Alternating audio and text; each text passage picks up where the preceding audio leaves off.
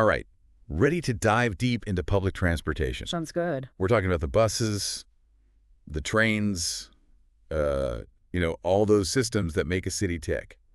And we're going to try to figure out how to navigate them like a pro. I'm all for that. So to help us out with this deep dive, we've got these two friends, Sophia and Jackson, who are exploring a new city and vlogging about it. Oh, cool. Yeah, and their videos are going to give us a ton of insights into the world of public transport. Sounds like a good plan. Public transportation, it's more than just getting around. It is, yeah. It's like, I think, a glimpse into the city itself, its culture and people, Yeah, I love that. All right, Yeah. So in this first clip, Sophia and Jackson, they're trying to figure out how to get to a museum. Okay. They're looking at the subway map, and it's, well, you'll see. Oh, boy. Let's hear it. Okay, so the hotel receptionist said the subway's the best way to get to the museum.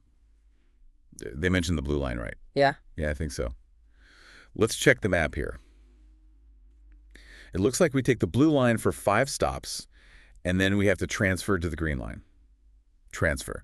Does that mean we have to switch trains? I don't know. Exactly. We'll hop off the blue line at Central Station, then look for signs to the green line platform. You know that word transfer, it's simple, but it can throw people off. Yeah. I mean, you're just switching from one line to another. Think of it like changing highways on a road trip. Right. It can be intimidating, Yeah, for someone new to the system. exactly. Yeah, Yeah. it's like you got to plan your route, but also think about the whole network. Right. Factor in those transfers and give yourself some extra time. Okay, so next up, Sophia asks about the ticket situation. The age-old question. Yeah. Do they need individual tickets, or is there like an all-access pass? Yeah. Let's hear what Jackson has to say. All right. Makes sense. Do we need tickets or some kind of travel card for this? Good question. I actually asked the guy at the ticket booth, and he said we could buy a daily travel card. It's good for buses, trains, and even the tram all day. Ah, the travel card. Remember the first time you used one? Like it unlocked the city? Yeah, it was like a secret club. Exactly. These prepaid systems, they're becoming so common now. Definitely. It's funny how we've embraced them for public transit, but we still struggle with paper tickets for other things, like concerts. Well, it's all about how often you use it right. Public transit has to be efficient, and these cards really help with that. Plus, they often save you money if you ride a lot. Oh, definitely. Okay, so now Sophia wants to know how to actually use the card. The tap technique, huh? Yeah, let's listen. Yeah. That's convenient. Let's get one then. But how do we use it? Do we just show it to the driver? Nope. You just tap it on one of those scanners at the gate, and it opens for you. You'll tap it again when you exit. Oh, I see. And it even works on buses and trams. It's amazing how tapping has become this universal language in public transit. It is. It's like, like a coffee card. You load it up, tap to pay. It's so smooth. Yeah. But I will say, sometimes they get stuck behind someone who's trying to figure it out. There's always a learning curve with new technology. But what's interesting is that, this shift to contactless payments isn't just happening in public transit. That's true. Like, think about our phones. We use them for everything now, from paying for groceries to hailing a cab. We do. We are becoming a society of tappers. Mhm. But this makes me think, how accessible are these systems for everyone? That's a great point. What about people who aren't comfortable with tech or folks with disabilities? Yeah, that's really important. The best systems are designed for everyone, no matter what. Right. And that's something we'll definitely dig into more later on. But for now, let's move on to another common public transit experience, the crowds. Let's hear how Sophia and Jackson are getting ready for rush hour. That's really handy. Yeah. Yeah, it makes things a lot easier. Plus, it's cheaper than buying individual tickets every time. Nice. Okay, let's buy the travel card. Do you think the subway will be crowded right now? Maybe a little, but I think rush hour is over by now, so it shouldn't be too packed. But we might still need to stand. That reminds me of the time I was in Tokyo during rush hour. It was like a sea of people. I can imagine. It was crazy, but also kind of beautiful how efficient it was. Yeah, I've definitely had those moments, crammed into a train car, shoulder to shoulder. It's a whole different way of thinking about personal space. Yeah, and it's Uh, interesting how there are all these unwritten rules of etiquette. There are, yeah. Like give up your seat if someone needs it more. Be mindful of your stuff. Don't invade anyone's space. It's true. I'm going to pay more attention to those next time I travel. But speaking of cultural differences, let's see how Sophia and Jackson figure out when to get off the train. Standing is fine. How do we know when to get off? I think they announce the stops. Plus, there's usually a display screen showing the next stop. We just have to listen and keep an eye on it. Good idea. I'll keep checking the map too, just in case. This is where you got to pay attention. Can't just zone out and expect to be at your stop. Right. Different systems announce stops differently. Some are clearer than others. I've definitely had those moments where I'm like, where am I? Oh, yeah. Did I miss my stop? Yeah. And sometimes those announcements are in another language. That adds a whole other level of difficulty. It's all about using the resources you have, the announcements that displays the maps, Right. and don't be afraid to ask for help. Absolutely. Sometimes even the locals need help. Uh-huh.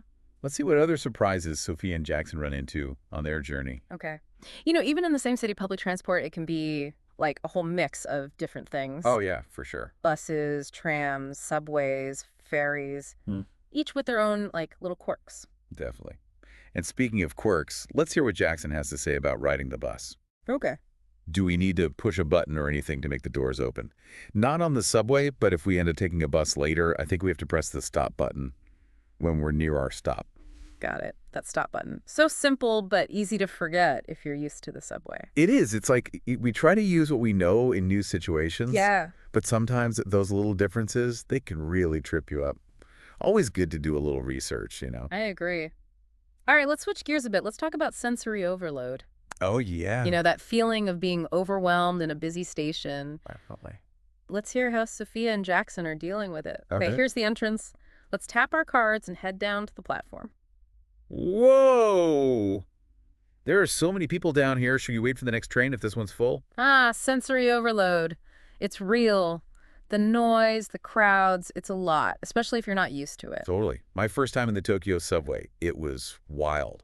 So many people. It's interesting how people react differently to those situations. Some love the energy, others get anxious. Right. It's all about finding what works for you.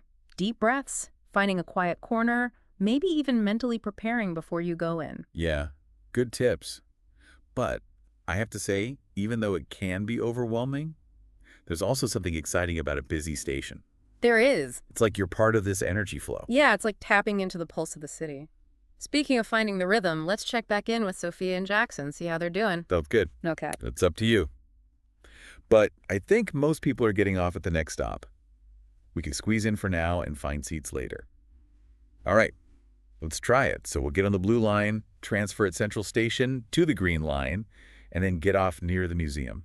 Exactly. And remember, if we need help, we can ask someone. We can just say, excuse me, is this the train for Central Station? Or where can I transfer to the green line? They're sounding more confident now. They are, yeah. They've got their route, they're ready for the transfer, and they even know how to ask for help. This is how we learn, right? Start with uncertainty, but you observe, you gather information, you ask questions, and you get there. And it's not just about public transit. It's about life in general. Exactly. And think about all the cool stuff you might find while exploring a city by public transit. A hidden cafe, some street art, maybe even a chat with a local who gives you a new perspective. You make it sound so appealing. It's like public transit isn't just about getting around. It's about experiencing the city. That's exactly it. Slow down, observe, engage with your surroundings. You miss all that in a car. You do. And of course, we can't forget the environmental benefits of choosing public transit over driving. Absolutely. Less cars, less pollution, cleaner air. It's a simple choice that can make a big difference for the planet. It is. And as cities invest in more sustainable options, like electric buses, the benefits just keep growing. They do, yeah. Plus, there's the economic side of things. Efficient public transport can really boost a city's economy. It's true. It gives people access to jobs, attracts businesses, and makes a city more attractive to investors. It's amazing how everything's connected: the environment, the economy, the social and cultural aspects. It really shows how vital public transit is for a city to thrive. And it's always changing, too. We're seeing all this new tech that's transforming how we plan, track, and experience public transit. It's true. Real-time updates, smart ticketing systems, it's all making things so much easier and convenient. But, all this technology, it brings us back to the question of accessibility. It does, yeah. How do we make sure these systems work for everyone? Exactly. And I think we're seeing real progress there. Many cities are adding features like wheelchair ramps, audio announcements, and tactile paving to make things more inclusive for people with disabilities. That's great to hear. But accessibility is more than just physical accommodations, right? It is. It's about information in different languages and having staff who are trained to help everyone. You're right. It's about creating a system that's truly welcoming to everyone. And that's something we need to keep working on. It's a journey, not a destination. Well said. And I think that brings us back to the core of our deep dive. Public transport is a journey in every way. It is, yeah. It's a journey of exploration, connection, and it's always evolving. And like any good journey, it's full of twists and turns, frustrations, and amazing moments. But it's all about embracing the experience, learning from our mistakes, and finding the hidden gems along the way. Exactly. So what stands out to you from Sophia and Jackson's adventure? Good question. I think it's that reminder that we're all learners. Doesn't matter how much you know about public transit, there's always something new to learn. I agree with that. Always something new to discover, a different perspective, a challenge to overcome. Exactly. And that brings us to the end of this segment of our deep dive. We're back, and I gotta say, after all that talk about public transport, I'm kind of ready to ditch the car and hop on a train myself. Me too. You know, it's funny, as we've been talking, I've realized our whole make you a public transit pro thing might have been a bit too narrow. Oh, how so? Well, it's not just about being a pro, like knowing all the tricks. It's more about like a different way of thinking about public transit altogether. Okay, I like that. So what's this new way of thinking then? It's about approaching it with, a sense of adventure, being curious, maybe even a little playful. Okay, I like that. It's about those unexpected moments, the different people you see, those little discoveries you make along the way. You're making it sound like like an urban exploration. Exactly. It's about connecting with the city on a deeper level. And remember, it's a shared experience. We're all in this together, navigating the system, respecting each other's space, building a sense of community. It's amazing how choosing to ride the bus or train can have such a big impact, not just on us, but on everyone. It is. And when we start to see those connections, we realize public transport, it's not just about getting around. It's about a city's values, its priorities, what it wants for the future. So well said. As we wrap up, what's the one thing you want our listeners to take away from this deep dive? I'd say, remember, it's a journey. Public transport, it's not always going to be perfect. There will be delays, crowds, all that stuff. But in the middle of all that, there's also the potential for like real joy, unexpected connections, and a deeper understanding of, well, everything. I love that. So to all our listeners out there, next time you're at a bus stop or a train station, take a deep breath, look around, and embrace the adventure. You never know where it might take you. And who knows, you might just discover that the best journeys are the ones you don't plan at all. Thanks for joining us on this deep dive into public transportation.